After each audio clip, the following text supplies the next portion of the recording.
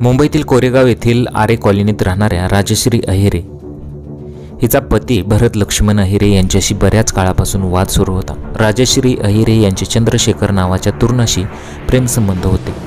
याच कारणामुळे विवाहबाह्य संबंधात अडथळा ठरत असल्याने राजश्री आणि चंद्रशेखर यांनी भरतला संपवण्याचा कट रचला। ठरल्यानुसार 15 जुलैच्या रात्री चंद्रशेखरने भरतला गोरेगाव पूर्वेतील एका ठिकाणी बोलवले। दोघांनी चंद्रशेखरच्या भावाच्या मदतीने भरतला मारहाण केली। त्यानंतर भरत यांना रुग्णालयात नेण्याऐवजी आरोपी पत्नी त्यांना घरी घेऊन आली। आरोपी महिलेने आपल्या पतीला 3 दिवस उपचाराशिवाय ठेवले। यातच भरत यांची प्रकृती खालवत गेली। पती भरतला मार लागल्याचं माहीत असूनही पत्नीने त्याला रुग्णालयात दाखल केले नाही। परिणामी त्यातच त्याचा अखेर मृत्यू झाला।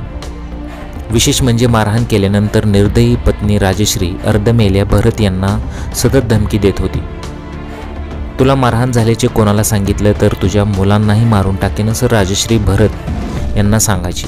पत्नीकडून मिळणारी धमकी आणि झालेली मारहाण यामुळे भरत यांची प्रकृती जास्तच खालवली। पुढे 16 जुलैला भरत यांना रुग्णालयात दाखल करण्यात आले, पण त्यांचा उपचारापूर्वीच मृत्यू झालेला होता। भरत यांना वाचवण्यासाठी 5 ऑपरेशन करण्यात आले, मात्र ते डॉक्टर वाचवू शकले नाहीत। त्यांचा 5 ऑगस्ट रोजी मृत्यू झाला।